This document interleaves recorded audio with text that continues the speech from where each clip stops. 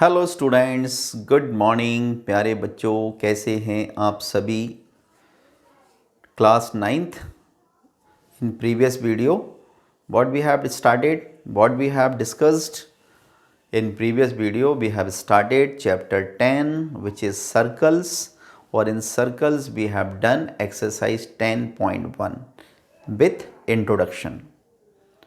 आज की इस क्लास में हम सीखेंगे सर्कल्स की कुछ महत्वपूर्ण प्रमेय, some very important theorems of this topic, जो कि आपके एग्ज़ाम के लिए इम्पॉर्टेंट हैं और वो क्लास 10th में भी आपके काम में आएंगी। तो आइए शुरू करते हैं।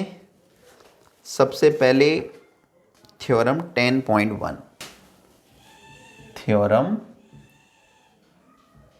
10.1 और 10.1 का जो स्टेटमेंट है बच्चों वो है equal chords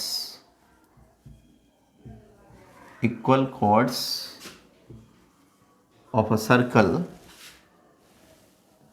circle subtend equal angles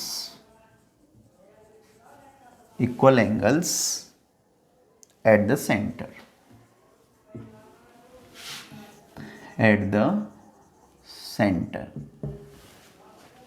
क्या मीनिंग हुआ इस बात का बच्चों? इसका मीनिंग हुआ equal chords of a circle, यानी किसी सर्कल की इक्वल कॉर्ड्स सेंटर पर इक्वल एंगल बनाती हैं। इस बात को हमें प्रूव करना है। तो कैसे करेंगे? देखो, सपोज ये सर्कल है, ठीक है, इसमें दो कॉर्ड बना दीजिए। तो सपोज एक कॉर्ड ये हो गई और एक कॉर्ड ये हो गई। इसको नाम दे दीजिए ए बी और इसको नाम दे दीजिए सी डी।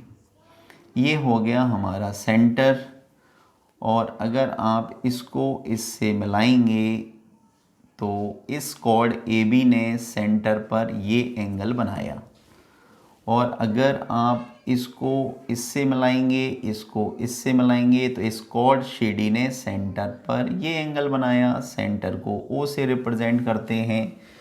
तो हमें ये प्रूव करना है कि इक्वल कॉर्ड्स यानी A B equal to C D or two equal chords subtend equal angle at the centre, मतलब A O B equal to angle C O D.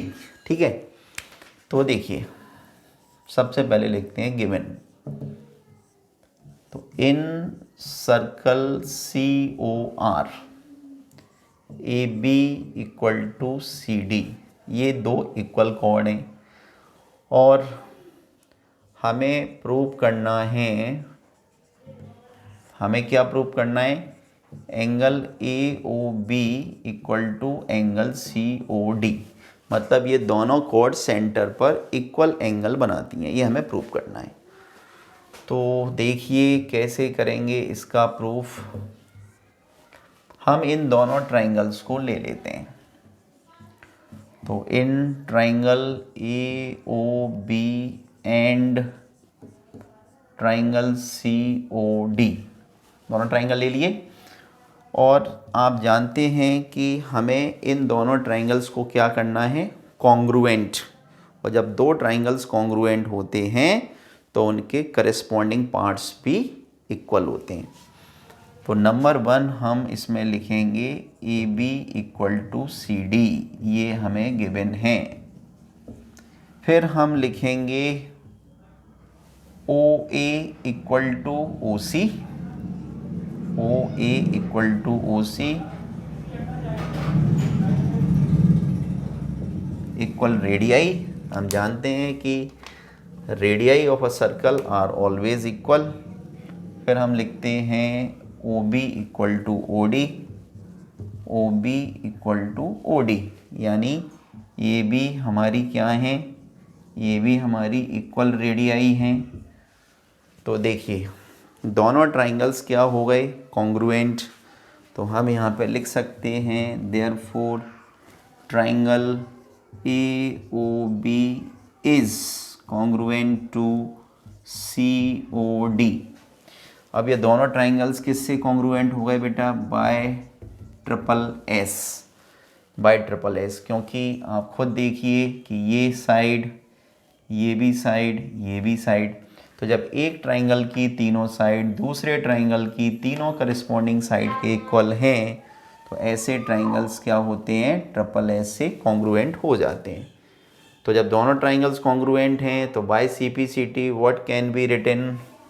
So angle AOB equal to angle COD by CPCT, यानी corresponding parts of congruent triangles. तो ये बस हमें यही prove करना था बेटा। अंडरस्टूड? ठीक है।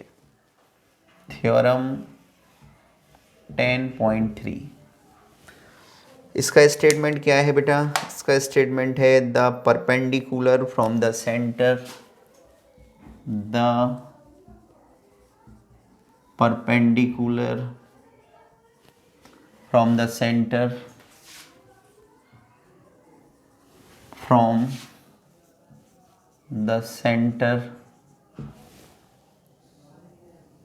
of a circle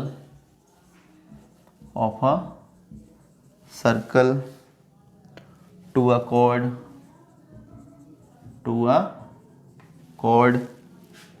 bisect the chord,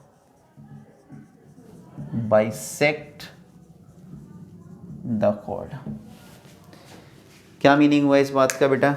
इस बात का मीनिंग ये हुआ कि किसी सर्कल के सेंटर से अगर उसकी कॉर्ड के ऊपर एक परपेंडिकुलर ड्रॉप किया जाए तो वह परपेंडिकुलर कॉर्ड को बाइसेक्ट करता है। फिगर के द्वारा समझिए कि जैसे ये सर्कल है और ये इसकी कॉर्ड है। क्या है इसकी? कॉर्ड है AB। सपोज ये इसका सेंटर है, सेंटर से आपने परपेंडिकुलर डाला OL, और O को आपने A से मिला दिया, O को आपने B से मिला दिया। तो ये जो आपने परपेंडिकुलर ड्रॉप किया है कॉर्ड के ऊपर, ये कॉर्ड को बाइसेक्ट करता है। ये हमें प्रूव करना है।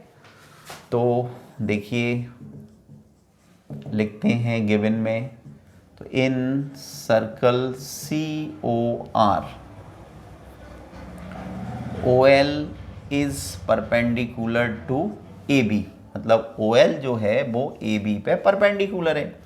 और परपेंडिकुलर का मीनिंग समझते हैं, that is angle ALO equal to angle BLO equal to 90 degree. To prove, अब हमें क्या प्रूव करना है बेटा? कि कॉर्ड को ये बाइसेक्ट करता है। बाइसेक्ट करने का मतलब होता है टू इक्वल पार्ट्स में डिवाइड करता है। ठीक है, चलिए तो अब प्रूफ करते हैं। अच्छा, कंस्ट्रक्शन में देखो हमने इन दोनों को मिला भी दिया है, तो आप कंस्ट्रक्शन भी लिख दो।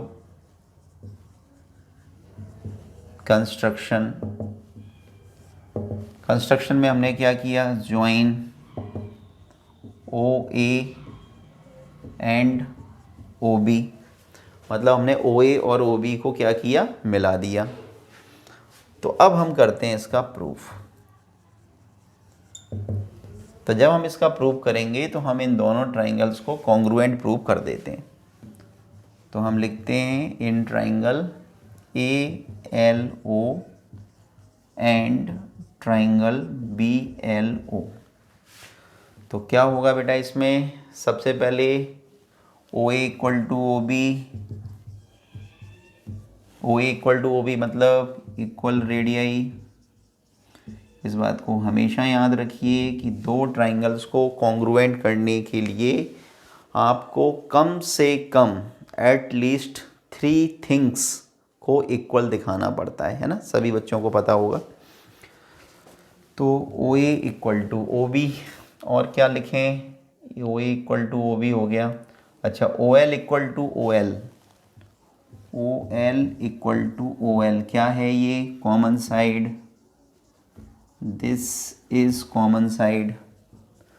थर्ड क्या है बेटा? थर्ड में हम लिख सकते हैं कि ओ एल हमने परपेंडिकुलर डाला था ना, तो ये 90 डिग्री का एंगल बनाएगा।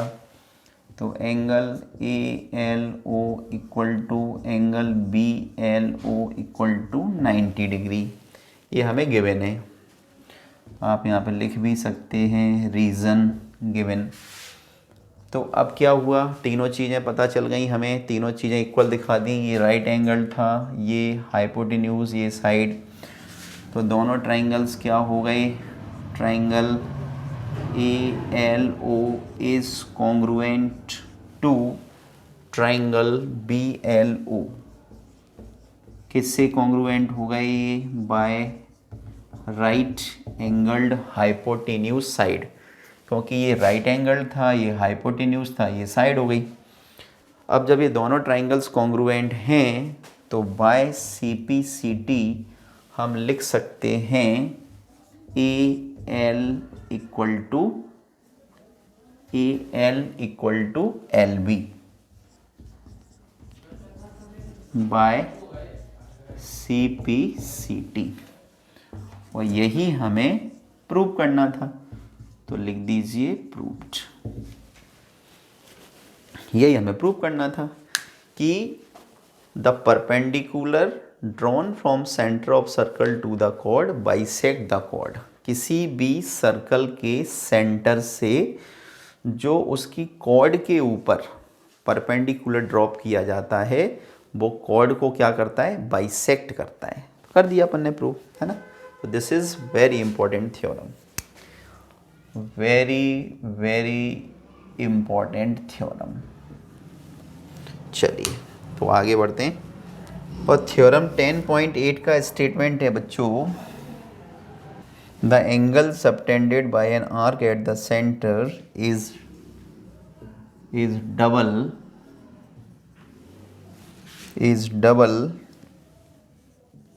the angle subtended by it at any point on the remaining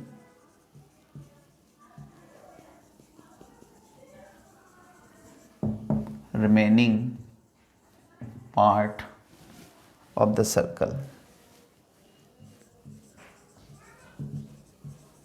देखिए, this is the statement of theorem 10.8 and this theorem is also very important। तो क्या लिखा हुआ है इसमें? The angle subtended by an arc at the center is double the angle subtended by it at any point of the remaining part of the circumference। इसका meaning ये हुआ प्यारे बच्चों कि कोई सर्कल है, तो ये सर्कल हो गया हमारा, the angle subtended by an arc.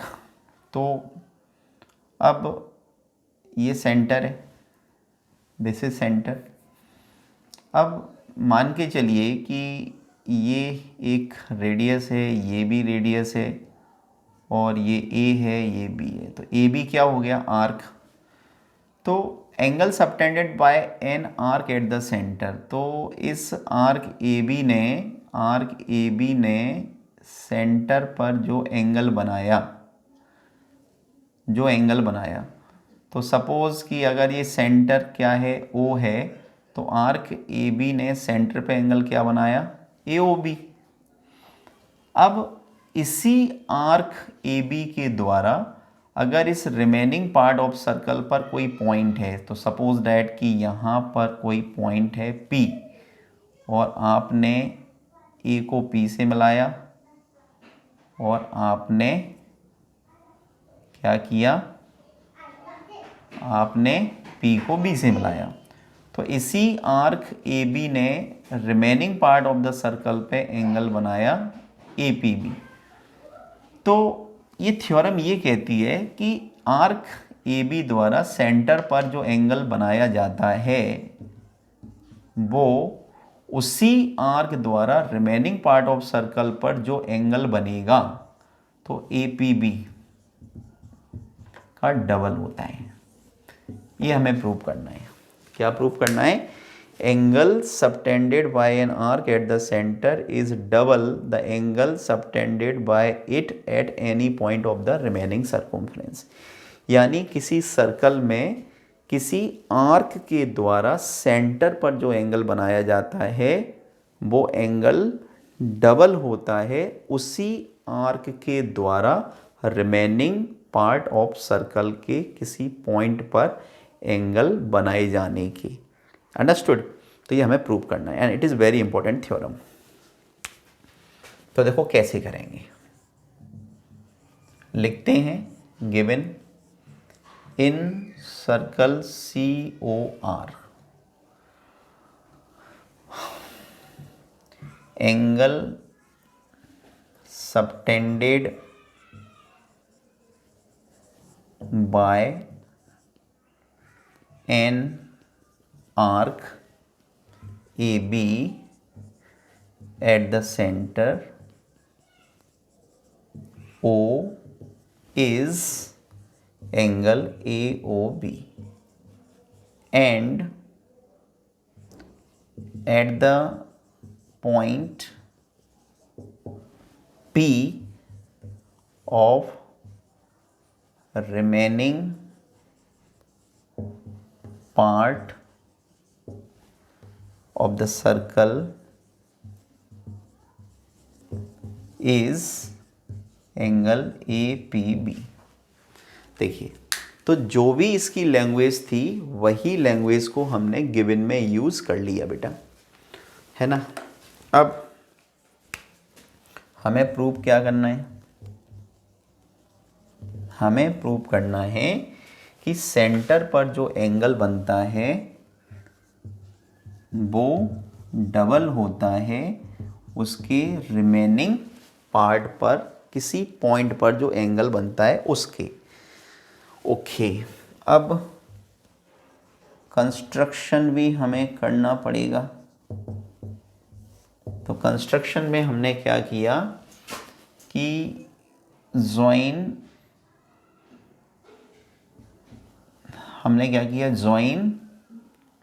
P to O and produce up to what? कुछ भी up to Q। तो मैं यहाँ पे लिखता हूँ कि join PO and produced up to Q। देखिए, मतलब इसका ये हुआ कि हमने P को O से मिलाया और Q तक आगे बढ़ाया। अब क्या करें? अब करते हैं हम इसका प्रूफ। तो देखिए कैसे हम इसका प्रूफ करेंगे। तो सबसे पहले क्या करें? तो सबसे पहले हम ले लेते हैं ट्राइंगल AOP। तो इन ट्राइंगल AOP, तो ट्राइंगल AOP में OP इक्वल टू OA, बताइए होगा या नहीं? OP इक्वल टू OA होगा, 100% होगा, क्योंकि इक्वल रेडियाई हैं। क्या है? Equal radii. क्योंकि हम जानते हैं सर्कल के सरकमफ्रेंस पर या सर्कल के ऊपर जितने भी पॉइंट होते हैं उनको अगर आप सेंटर से मिलाओगे तो वो रेडियस होगी। ठीक है, तो OA भी रेडियस है, OP भी रेडियस है, लेकिन AP रेडियस नहीं है, याद रखना, क्योंकि सेंटर से मिलाते हैं, ये तो कॉर्ड है। ओके, तो OP इक्वल टू OA। अब जब OP इक्वल टू OA है तो हमने एक थ्योरम पढ़ी है कि angle opposite to equal sides are equal, यानी कि इक्वल साइड्स के अपोजिट एंगल्स भी इक्वल होते हैं। तो मैं क्या लिखूं, angle O A P equal to angle O P A, O A P equal to O P A. और यहाँ पे रीजन क्या लिखूं, angle opposite to equal sides are equal. Angles opposite to equal sides are equal, मतलब equal sides के opposite angles भी equal होते हैं। अब जैसे आपने इस ट्राइंगल के लिए इस बात को लिखा है, उसी प्रकार हम इस ट्राइंगल के लिए भी इसको लिख सकते हैं। तो मैं क्या लिखूं, तो मैं लिखता हूं सिमिलरली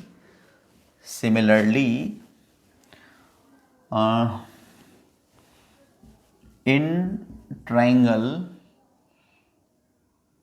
BOP क्या हो जाएगा बेटा, ये हो जाएगा angle OBP equal to angle OPB। ठीक है, चलिए, क्योंकि इस ट्राइंगल में भी OB इक्वल टू OP होगा ना, OB इक्वल टू OP होगा, इक्वल रेडियाई, तो इसलिए उसके अपोजिट एंगल्स भी इक्वल होंगे। तो ये हमने लिख दिया। अब क्या करें, अब सुनो, बहुत ही ध्यान से समझना, क्योंकि ये थ्योरम्स थोड़ी सी लेंदी होने वाली है, थोड़ी लेंदी है मतलब, बट सिंपल है। इसका जो प्रूफ है वो बहुत ज़्यादा टफ नहीं है, सिंपल है। आप ध्यान से देखो, समझो। देखो अब क्या करें हम, अब हम इस वाले ट्राइंगल को लेते हैं। कौन से ट्राइंगल को लेते हैं, हम लेते हैं इस वाले ट्राइंगल को। इसको नाम बताओ इस ट्राइंगल का, चलो जल्दी से। तो इस ट्राइंगल का नाम है in triangle AOP। In triangle AOP। और इस ट्राइंगल AOP में आप गौर से देखिए कि ये वाला जो एंगल है वो इसका एक्सटीरियर एंगल है। कौन सा, OAQ, एंगल OAQ, नहीं,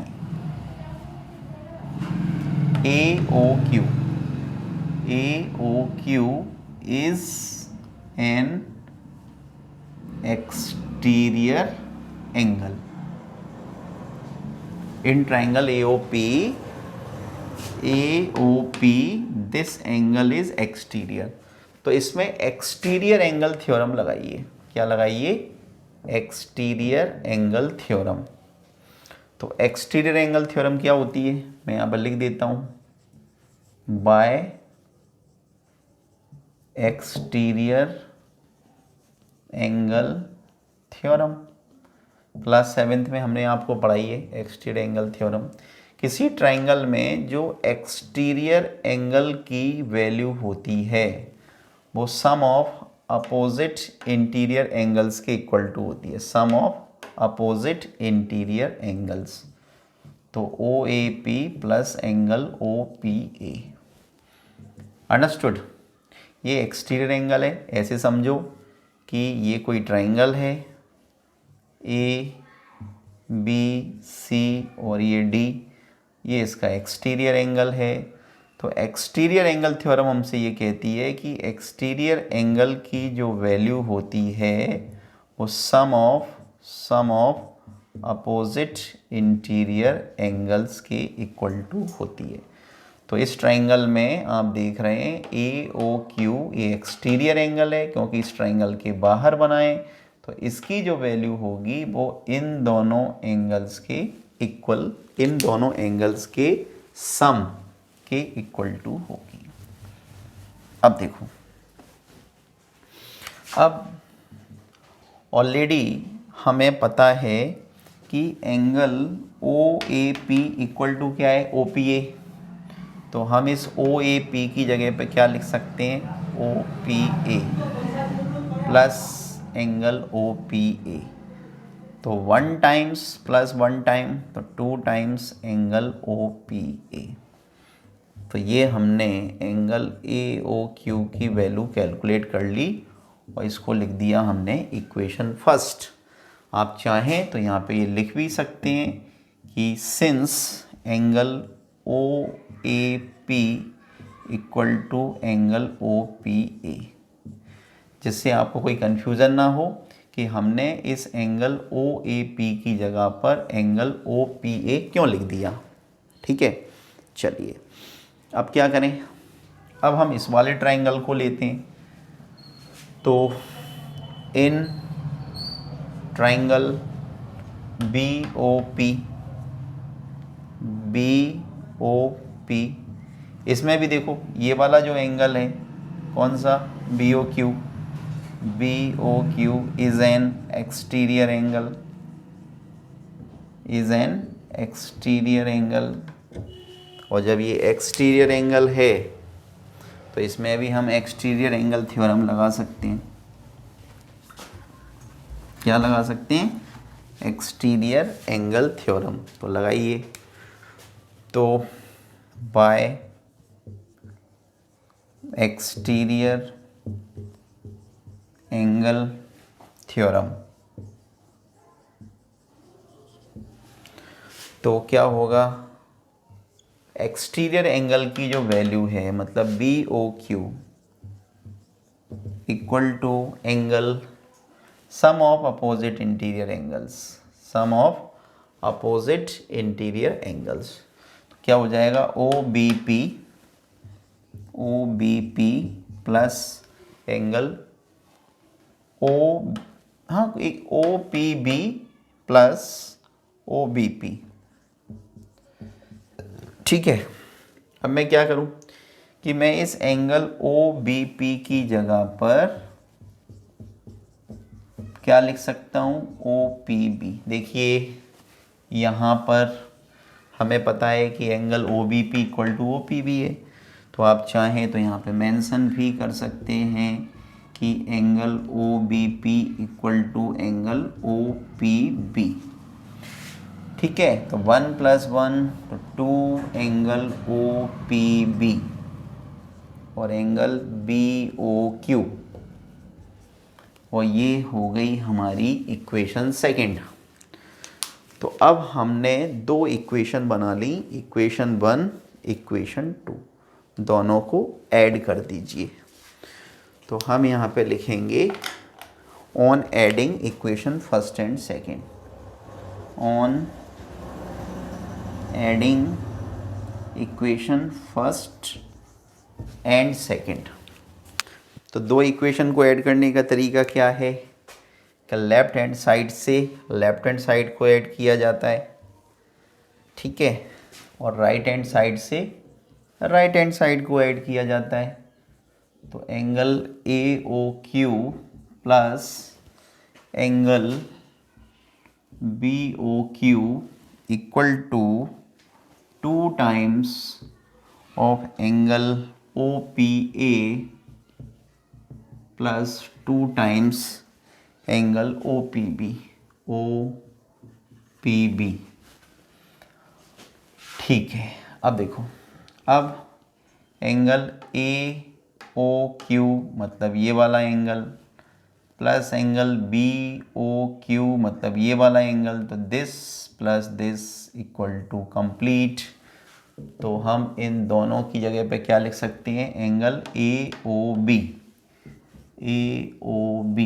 इक्वल टू 2, इसमें से कॉमन ले लीजिए, तो angle O P A plus angle O P B. अब देखिए ओ पी ए मतलब ये वाला एंगल ये, और प्लस ओ पी बी मतलब ये वाला एंगल, तो दिस प्लस दिस, तो ये कंप्लीट एंगल हो जाएगा ये वाला पूरा, मतलब ए पी बी। तो ए पी बी। और प्यारे बच्चों आप गौर से देखिए, क्या हमें यही प्रूव करना था। देखो जरा, क्या हमें यही प्रूव करना था? Angle subtended by an arc at the centre is twice the angle subtended by the remaining part of the circumference. किसी आर्क ए बी के द्वारा सेंटर पर जो एंगल बनता है वो उसी आर्क द्वारा रिमेनिंग पार्ट पर किसी पॉइंट पर बने एंगल का डबल होता है। ठीक है, तो this was very important theorem, very theorem 10.11। Theorem 10.11 देखिए, तो क्या है थ्योरम? तो मैं थ्योरम का स्टेटमेंट लिख देता हूँ बोर्ड पर। तो स्टेटमेंट है the sum of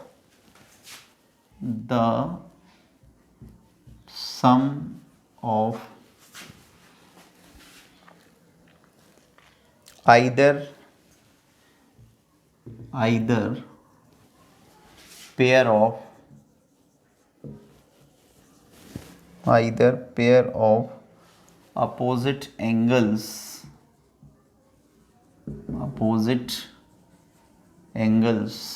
of a cyclic quadrilateral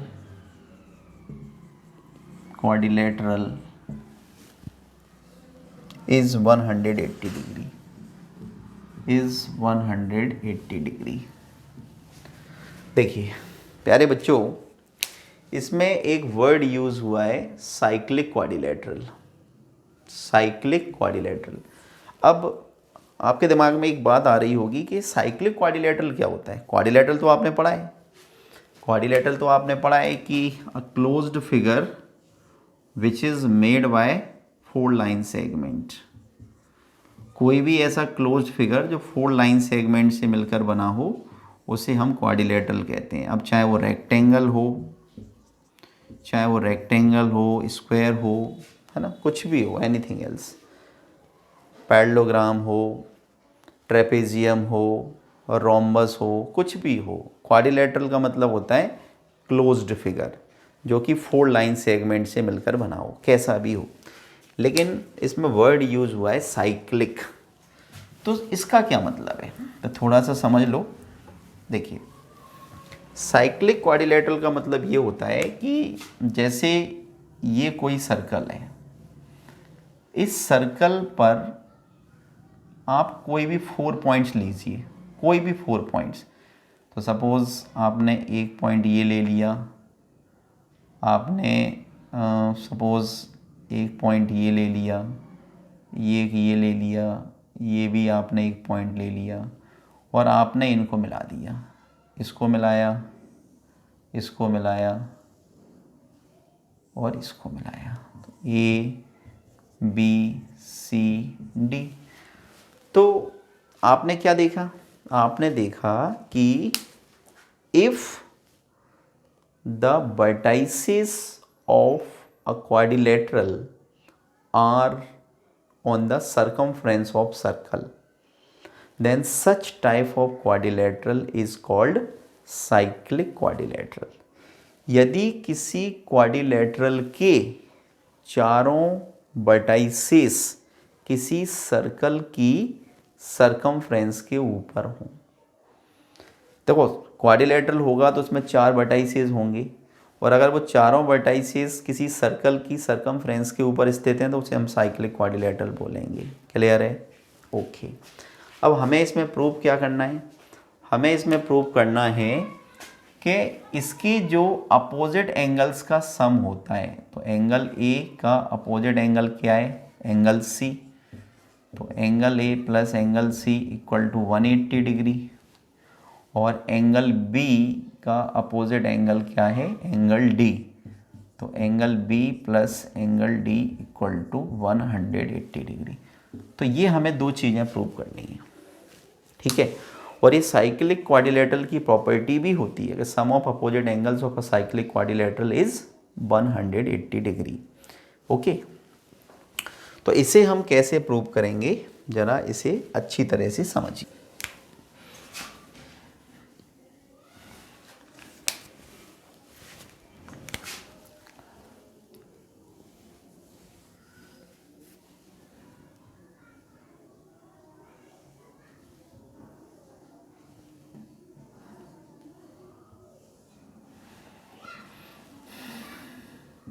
A, B, C, D and this is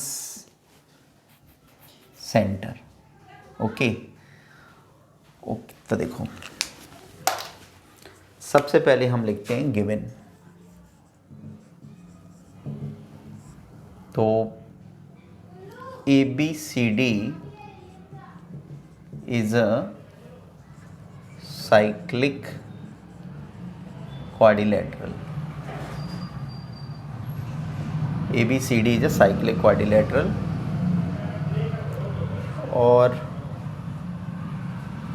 to prove, अब हमें प्रूव क्या करना है, एंगल ए और एंगल ए का अपोजिट एंगल क्या होगा, angle C equal to 180 degree. फिर एंगल बी और एंगल बी का अपोजिट एंगल क्या होगा, angle D equal to 180 degree. ये हमें प्रूव करना है, ठीक है। कंस्ट्रक्शन में थोड़ी सी कंस्ट्रक्शन भी कर लेते हैं। तो कंस्ट्रक्शन में क्या करें, join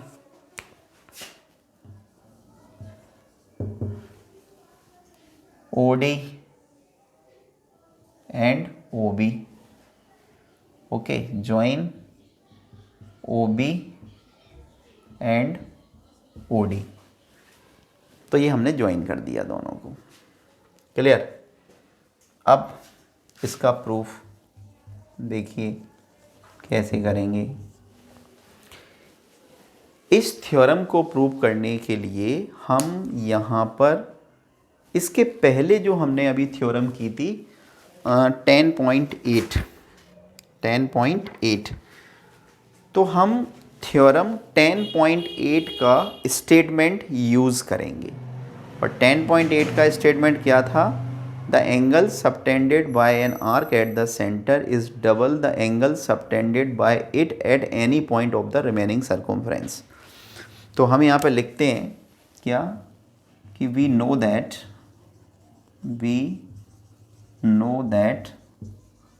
the angle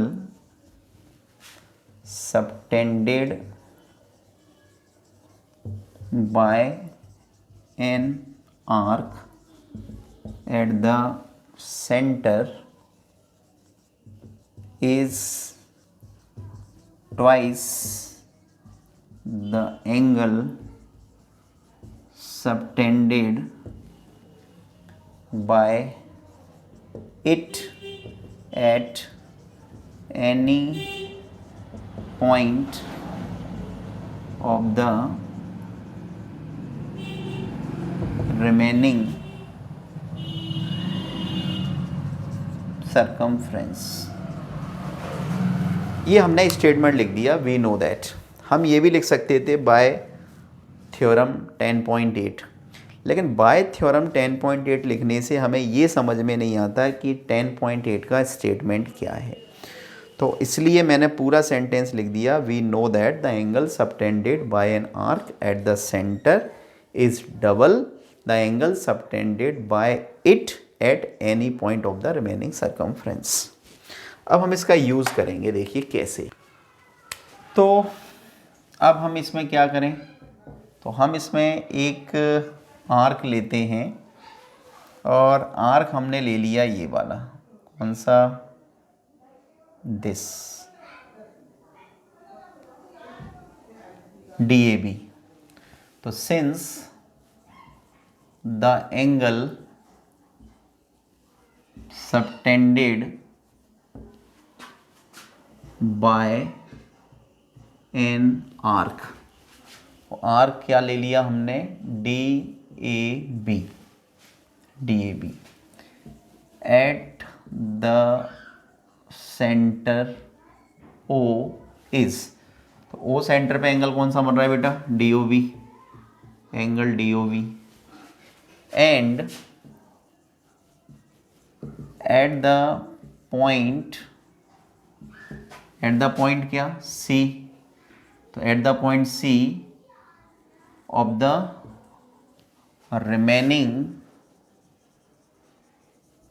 remaining part of circle is angle DCB। तो ये हमने इस स्टेटमेंट से इसको लिख दिया है ना, कि जो आर्क होता है वो सेंटर पर कितने डिग्री का एंगल बनाता है, मतलब डिग्री का तो नहीं बोलेंगे, लेकिन ये बोलेंगे कि according to this theorem, according to statement of this theorem we have written this, कि angle subtended by an arc, तो इस आर्क DAB के द्वारा सेंटर पे एंगल ये बना, रिमेनिंग पार्ट पे ये बना।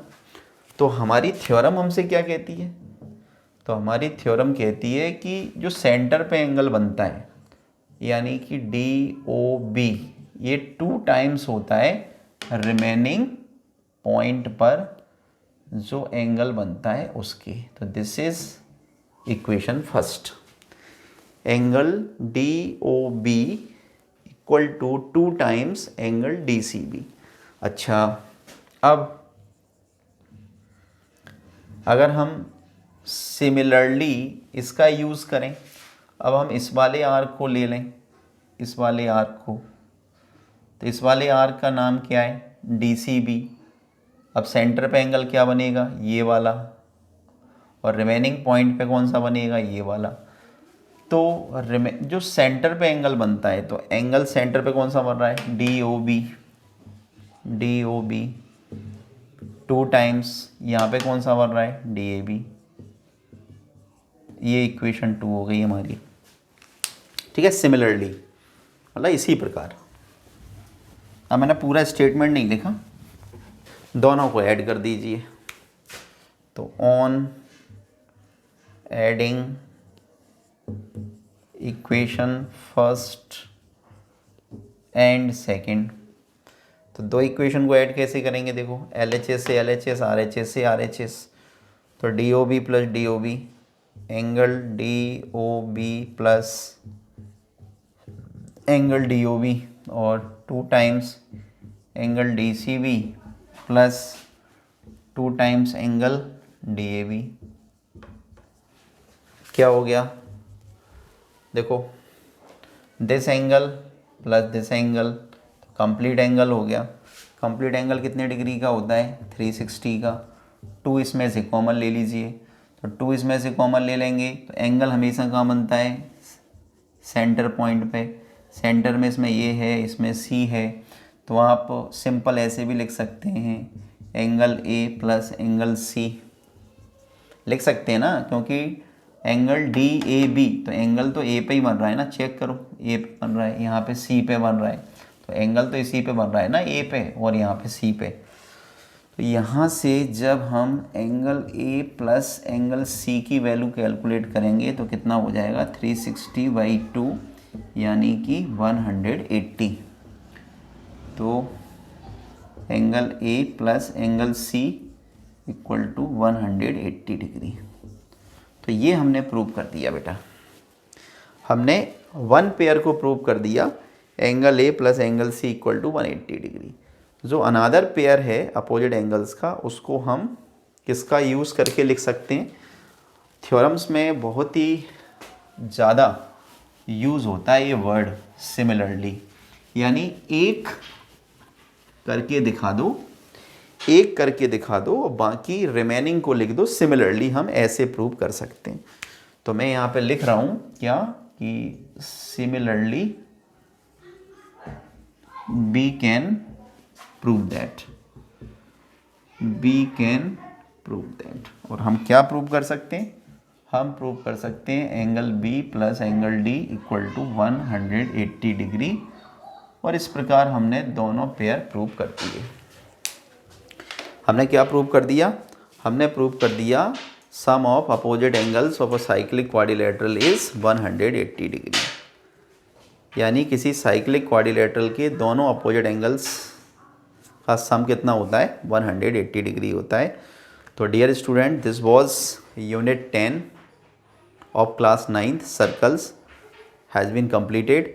ठीक है, हमने इसमें केवल आपको थ्योरम्स कराई हैं और जो इसके न्यूमेरिकल क्वेश्चन हैं वो उतने इम्पोर्टेंट नहीं हैं क्योंकि थ्योरम्स ही एग्ज़ाम में आती हैं। सो आप इन्हें अच्छी तरह से देखें, समझें, नोट डाउन करें, इनकी रिवीजन करें। ठीक है, और कोई भी प्रॉब्लम आती है तो आप मुझे कॉल करें, आप मुझसे पूछें। Thank you so much.